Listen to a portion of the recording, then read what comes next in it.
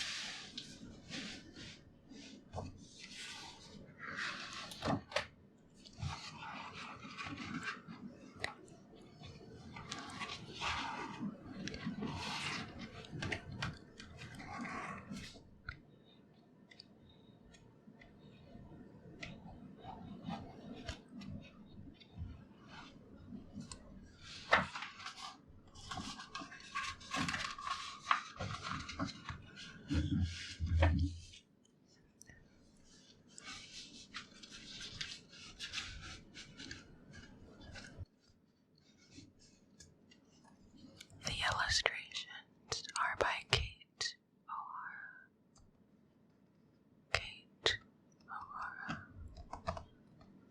And the writings are by Maia Toll.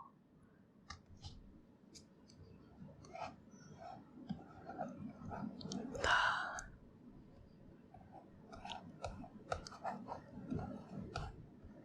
illustrated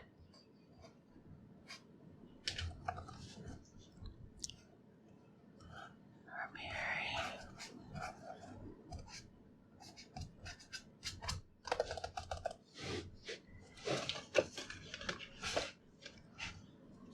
This book has illustrations for all times of the year. There are a few that I want to take a look at specifically for springtime.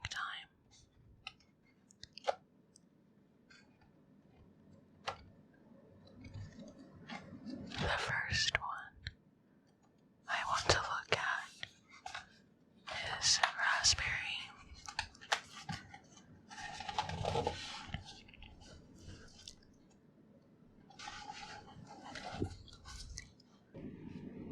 Create space. Raspberry.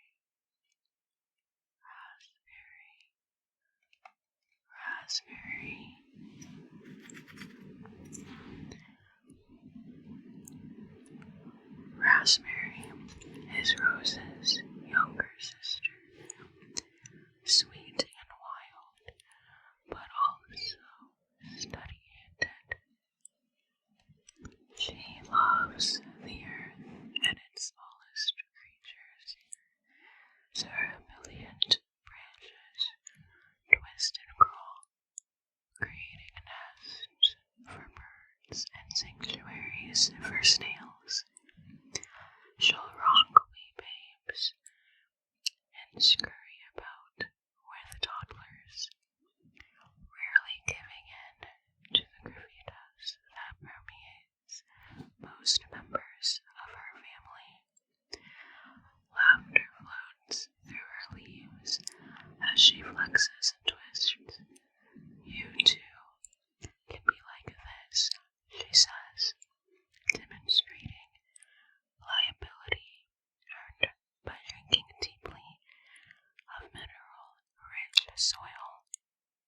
sit with and shall share with you the secret of weaving space and creating strong containers for the emptiness that new life needs in order to thrive. When raspberry appears, look to how you are or aren't nurturing space within.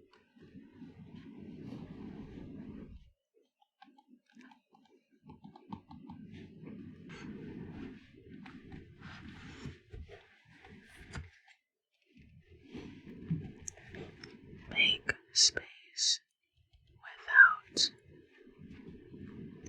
Nurturing space within yourself often begins with a physical space and a structured experience of it. That structured space allows us to enjoy a regular ritual of reflection and holding space for new energy and ideas. Your structured space needn't be large or expensive to create. It simply needs to be yours. What might this look like? A special chair with a side table for tea and reflection. A corner in the garage or basement. A clear spot on top of the fridge where your altar is out of reach of tiny hands. You get your intuition back when you make space for it. When you stop the chattering of the rational mind. The illustration of these raspberries have a similar, if not identical, artistic design to the way I would like some future tattoos across my shoulder and arm. I think I might need to hold on to this book for my next tattoo appointment. For the reflection of raspberry, we need to hold space within.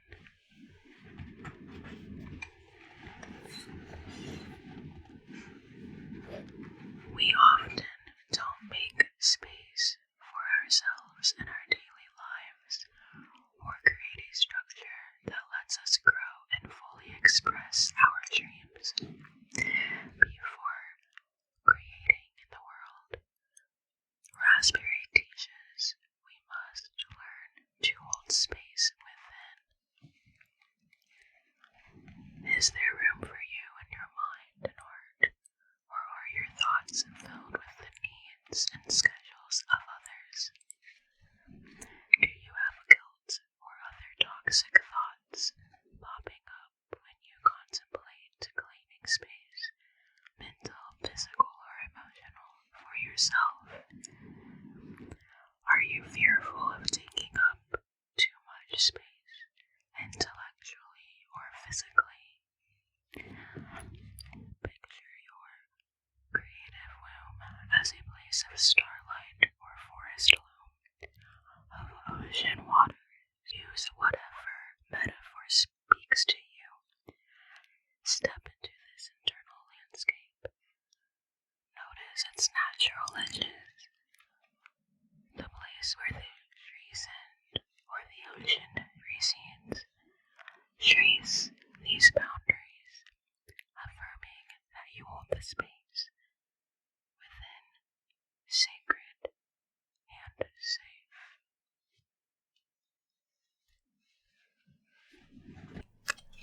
Another fitting illustration to review is dandelion.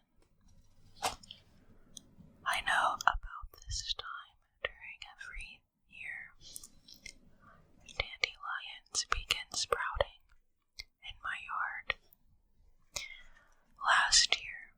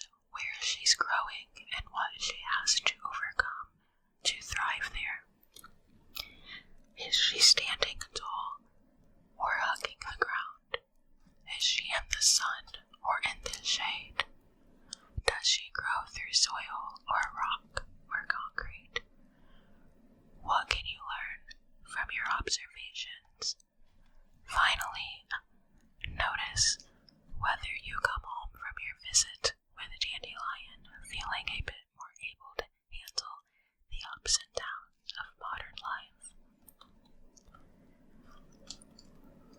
I think we can certainly apply dandelion's wisdom to a lot of our day-to-day activities.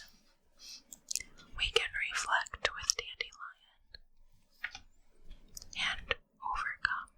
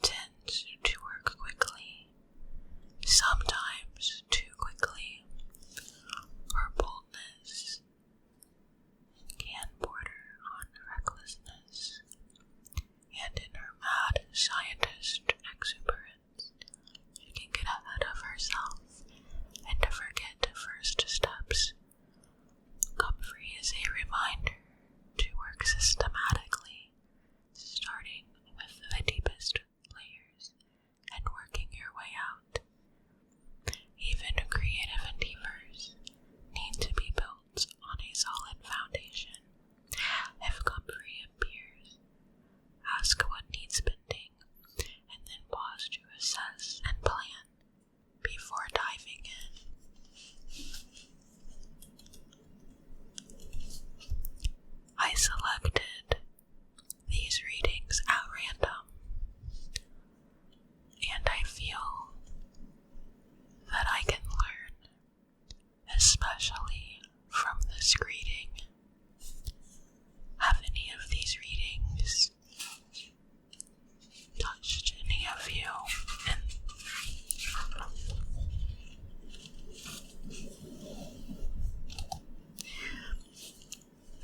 Let me know in the comments if you have gained anything from these readings. Breaking apart. The flip side of bending is breaking. We're trained to appear strong and often feel guilt or shame when we break. But unmaking is as much a part of the cycle as making. And breaking can be incredibly liberating. If you're swinging a sledgehammer through a home renovation project, you know this is true.